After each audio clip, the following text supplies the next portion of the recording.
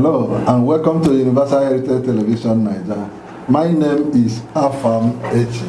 We are here again to bring you our breakfast show, Daybreak Nigeria. And today we are going to talk about what looks like the resurging insecurity in Imo State, as well as look at the status of opposition in the state.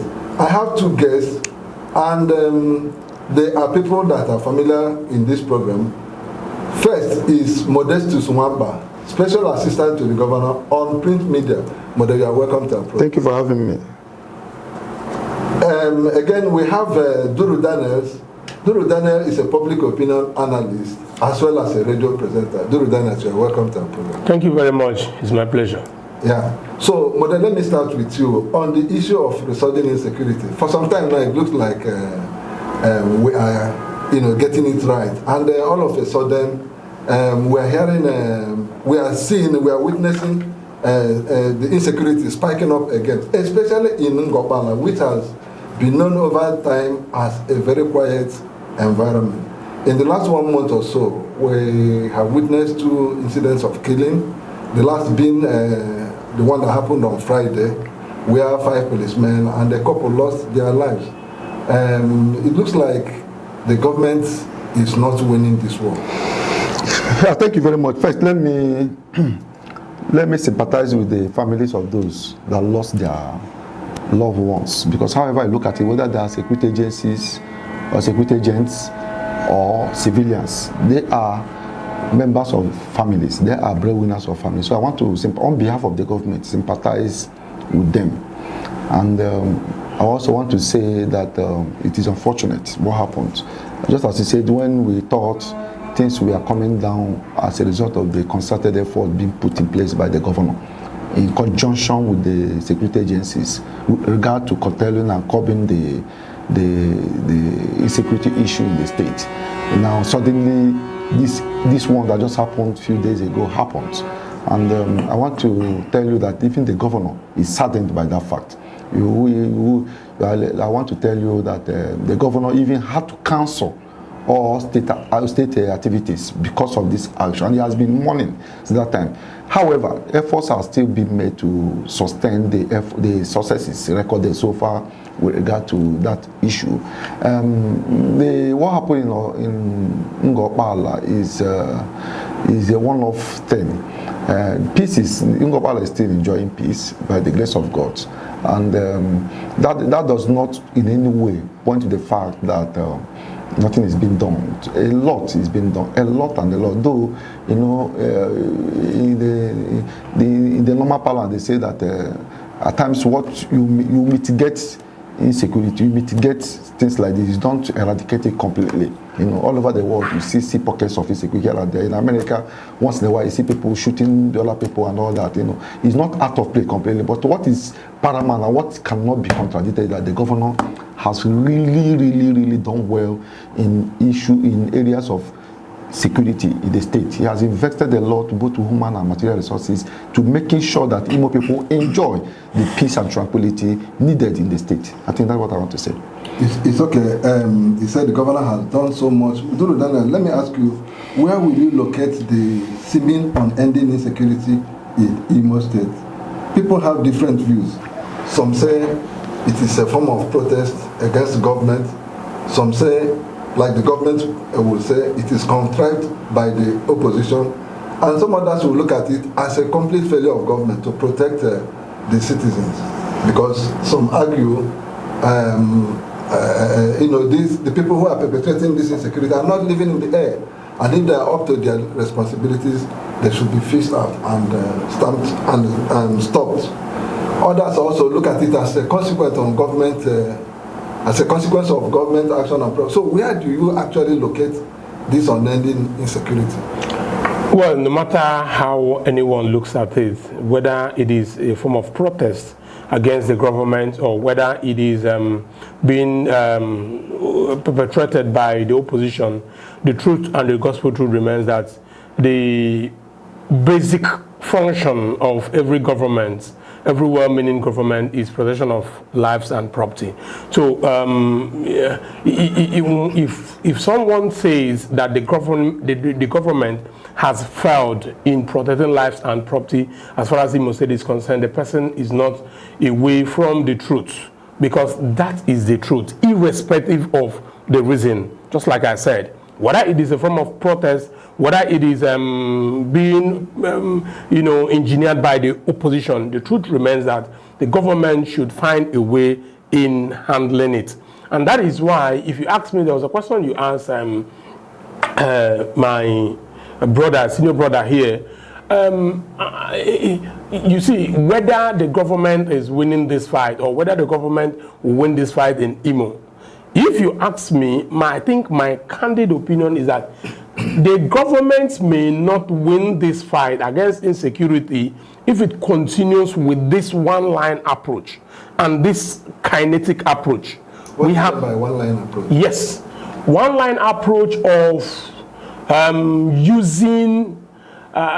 Before now, we used to call them Ebubago, but for some time we no longer hear them being referred to as Ebubago, because that one raised a lot of doors before the general election. Now they are now being called, I don't know, vigilante, or I don't know if I should even call them secret police by the government, but they are using the security agents to really go after the people they think are making the state insecure. So one would say one-line approach, that is exactly what we mean. And one will continue to say, you must not continue in this approach or with this approach. What we are simply talking about is for the government to, think out of the box, look at some other things that can be done in order to make sure that the result is achieved. Because at the end of the day,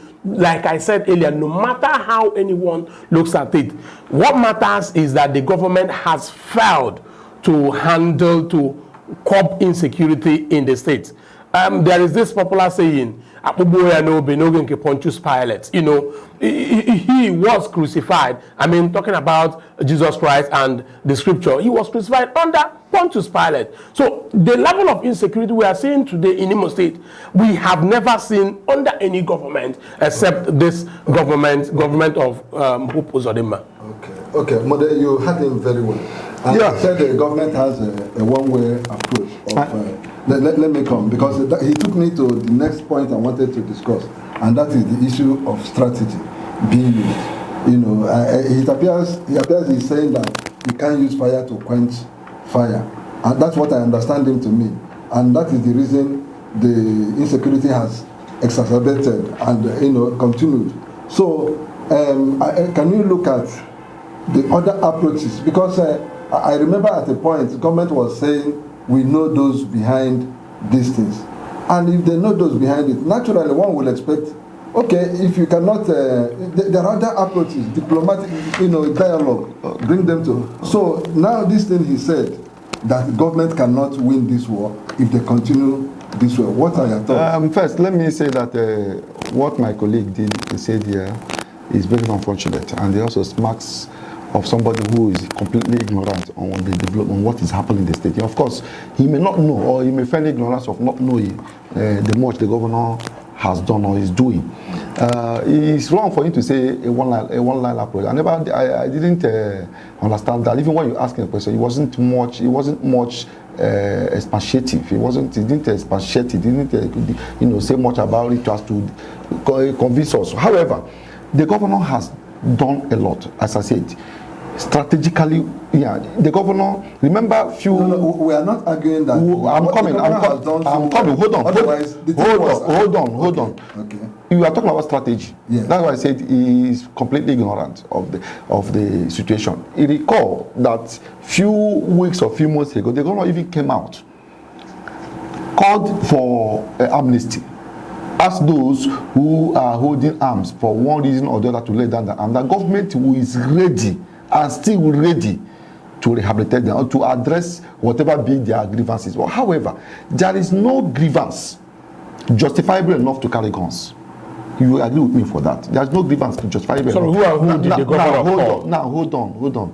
The governor made this call, made this plea to all those who are carrying guns for one reason or another to lay down their arms, and government will grant them amnesty. I'm not even sure that that window has been closed. I'm not sure of that. Was there any committee set up for that? Now, whether the committee was set up, you see, amnesty program already there is even a standing committee for amnesty. It's not even about the governor or there's already a standing the commission. There is joint security apparatus in the state. So that is not even where I'm going. So the governor has made this. That is one of the strategy. Now, as a government, you always come with the stick and the stick and the carrot. Okay. Now, if this one doesn't work, this one you apply this one, and that's exactly what the governor is doing in the area of strategy too. Of course, security is the business of everybody. Do you understand? We are all involved. Because when we look at this thing, look as if it's about Hope Uzodinma or about the government. No.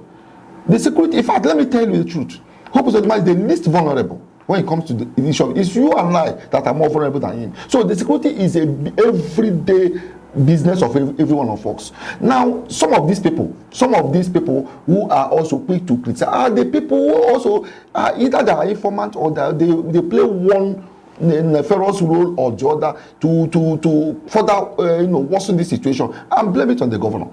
You agree that if the governor is taking one way approach, as he said, okay, the level of tranquility, the level of peace we regain. Remember, there was a time in this state. When guns are being had, even the town here, a lot of places. Tomorrow you see that somebody else has been chopped off in Olo, placed in the market square. This person has been kidnapped. So now those things have died down. Yes, there are still pockets of these problems in the hinterlands and all that. Yeah, but it's a gradual process. What we need now, because since security is one thing that everybody must come together, leave this blame. Because this blame is even things that are worsening the situation. This is the time for everybody to come together, assist the government, help the government to solve this problem for the benefit of you and everybody.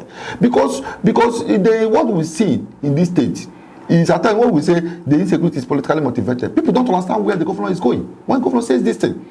Now we talk about arrest. A lot of people have been arrested. Some reported, some underreported. Okay, I don't need to mention names here, but if you look down, you understand that in certain time that if you go to police, you go there and see the people are being arrested on a daily basis in respect to this thing. So the governor is doing a lot. He's doing a lot actually. Okay. Now you see there are fears, in some quarters. People are afraid. You see, this insecurity initially was focused on Olo, and at a point close to the election, Okigwe, it's like the turn of Okigwe. They were burning our houses, killing of people in Okigwe zone. And now it looks like it has shifted now to Owerri zone. And Nwankpa has had it twice. People are afraid that there must be some persons behind this thing. And there are fears that it is escalating. Yeah. Let me come in at this point. Let me come in. I want you to. Yes, yeah. I am not a harbinger of bad news, but I think it's important for us to say this, for me to say this, and for us to begin to prepare our minds for the days ahead. You see, with what we are seeing, with the approach which I still insist the government is using in this fight, I tell you that this fight has so much festered, and we are going to see the worst days ahead in Imo State. What gives you the... Yes, because like you said, you just pointed it out now, it started in one zone. Right now, I can tell you didn't even mention Okigwe. You go some part of Mbano and you see what is happening there. The truth about it is that the government is in Okigwe zone. It's in Okigwe zone. That's what I'm saying. You only mentioned, you said it started in Olu zone. You mentioned Owerri zone, but you did not mention Okigwe zone. So it is really, really festering and it's really moving as fast as we can imagine. Let me tell you what really calmed the situation for some time was the election. Because even some of these boys who are, committing all these atrocities, we are still used by the same set of people. I'm talking about our so-called political leaders, the politicians. Now the elections are over and they are back to the creeks. Yes, they are back to business. And like I said, that is why I want to say here that the government has not really been sincere in this approach too. I mean, my friend here is talking about amnesty. I mean, lip service amnesty. You just say amnesty, you want to. I mean, this is not how these things work. When the government begins to apply a more sincere approach, it will reflect. What and it will begin to... What is this sincere approach you want government to... I don't understand. Yeah, for example, you just asked, was there a committee set up to really grant amnesty to some of these brothers in the bush? And the answer is no. And he is telling you that it doesn't really require. So when a governor, what I am trying to say is that when a governor comes out and makes one political statement, it doesn't mean that the governor is really pursuing or following up on that statement, because that is when people will know that, sincerely speaking, the government is really pursuing this. For now, we have not seen the government. Okay, for example, let me give you another example. We have had our governor here several times, not even once, say that he will name and shame those who are behind this these killings. You understand? But did we see him do that at the end of the day? So that is why a lot of people think his approach is insincere and unserious. Okay, Mother, do you have anything to say? Well, you see, my friend here is part of the problem we are facing in the state. Insecurity? Yes. Maybe he should be arrested? No, I'm not saying that. When I say it's part of the problem, it's really part of the problem, because these are the things. The governor is not only fighting insecurity. Okay. The governor is fighting, the sponsors, not only sponsors, tacitly sponsors of insecurity. Yeah. Do you understand? Those who are emboldening them, these people, by way of cheap blackmail, by way of I'm coming. Hold on. And that's exactly what anybody who is saying. Who tells you people? Hold on, please. Anybody who is saying that there is no sincere approach to content, that person is not being sincere himself. Now, I'll give you an instance. I said amnesty. He's trying to, write it off. Hold on. He's saying committee. He don't put the cart before the horse. That is by the way. Now, Ebubago we are talking about is an act of parliament. Really? Yes. Ebubago, the establishment of Ebubago is legal. The governor has invested so much. If you go to security agencies, they will tell you that for the first time, this is about the only governor who has so much invested, so much empowered, so much assisted the security agencies to do their work.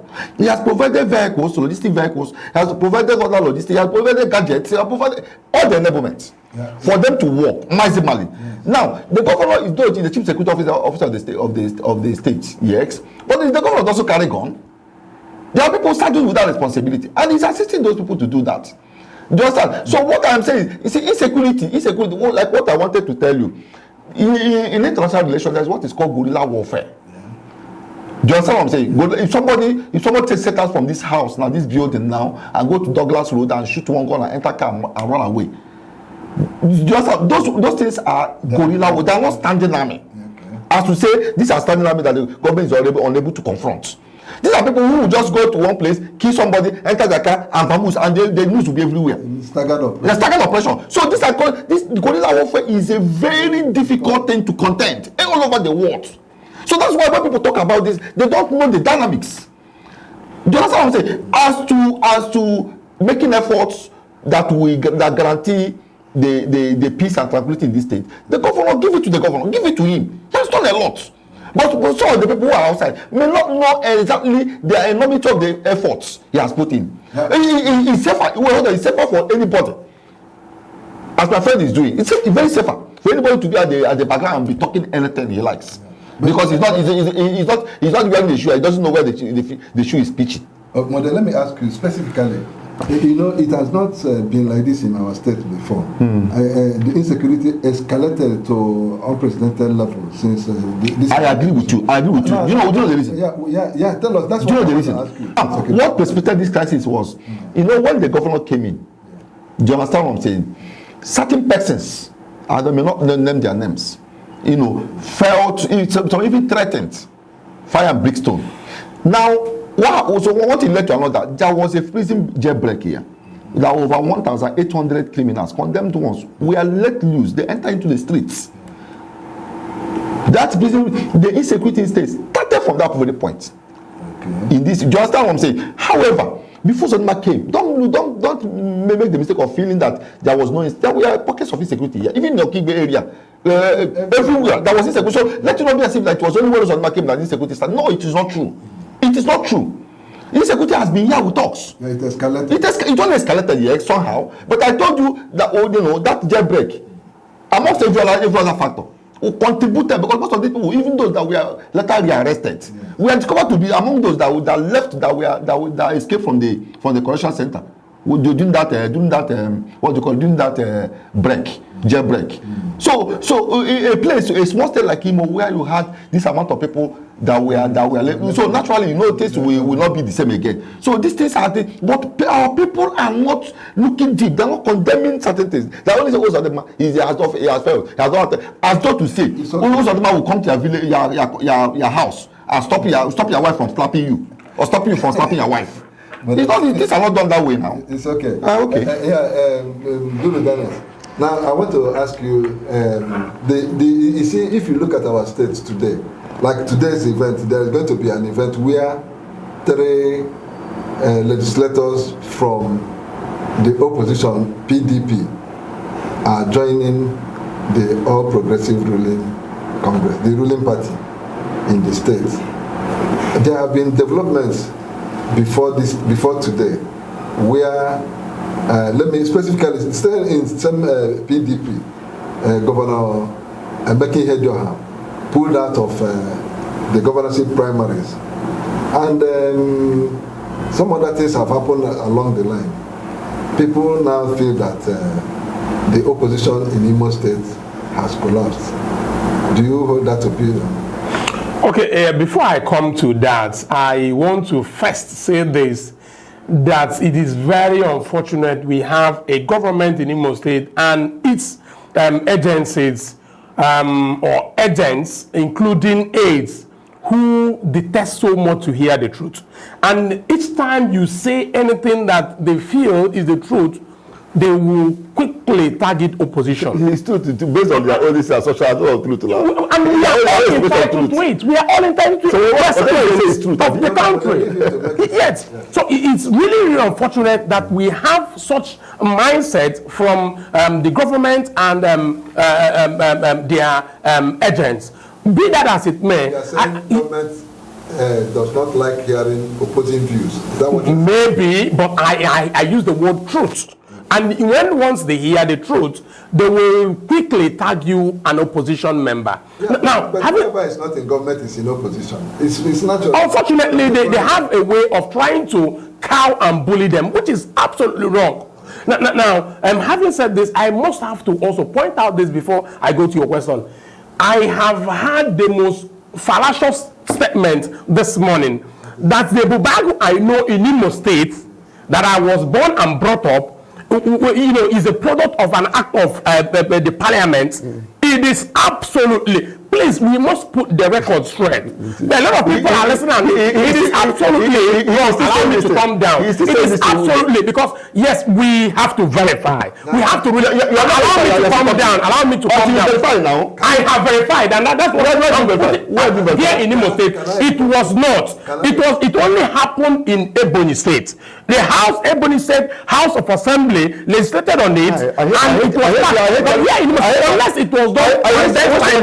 You understand? If it has happened here in the state, it is not already. It is not in the public domain. What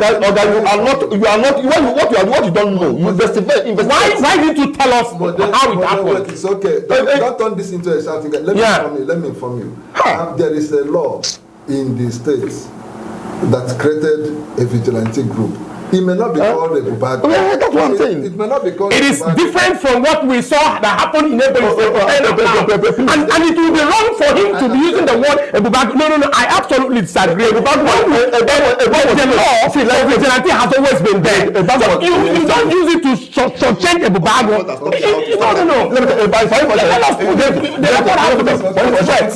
Ebubag was even established in Imo. When we are Abia State, Ebonyi State, all of the governors, I was there. They came to Imo. We are talking about being a product of act of the parliament. It is legislated upon. It is. It is not. It is not true. What they tell us is the activities of this Ebubag is subsumed in the state law creating vigilante. So it is not. It's something that is free and open for you to find out. You have to find out. I still okay. To the question you asked about opposition, the state of opposition in Imo State. Yeah. Of course, the truth remains that there is no opposition in the state.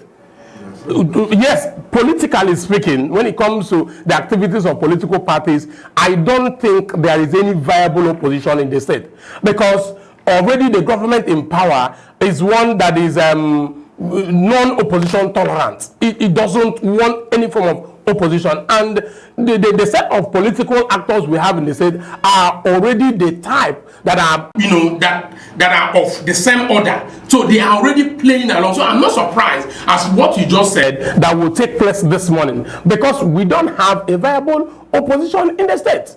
Okay. Now, your final word as we round up the program. Just your final word in 1 minute. Respond to what he said. Well, what he said is another thing I want to say. You see, anybody who is telling you government is not intolerant, it does not want. I don't understand what anybody will say the government does not want. Will government want the opposition? Opposition evolves on its own. Just someone say opposition will naturally evolve. If I'm a governor and I have a way of working opposition, I will do it. I don't need to tell you. I said a few minutes ago. I don't need to tell you and Daniels to gang up against me. I will not say that. It's both of you that will decide for whatever reasons to gang up against me and to demand for anything from me. It's not me that will tell you I want to encourage you to gang up against me. Let me tell you. There is opposition in the state, for the best of my knowledge. There is opposition in the. What you see people cross carpet, it has been there. That's from time memorial. He's an opposition member. He is existing. So if he's existing, how will he say he's not opposition? He's an opposition member. He's against the government. He's opposition. So opposition exists. Yeah. Do you understand? Yeah. Whether they are strong in your own estimation is a different thing or not. It's a different thing. But they exist. You see PDP office, it's still existing. Labour has their office, Africa has their office. What are they opposition political parties? Okay. They exist, they have their members, they have their leadership. So they exist. The only thing, however, finally, is that more people, including the opposition members, including some members of opposition, have seen what Uzodinma has done. And I bet you, anybody who is not supporting Uzodinma in this government, in this state, with regard to all the things he has done, is a witch. Just they have seen this, and everybody is coming together to assist the man. Because the man has it done to complete his second tenure. You don't label, but I object to you. You don't label anybody who doesn't agree with the government. You quote unquote a witch.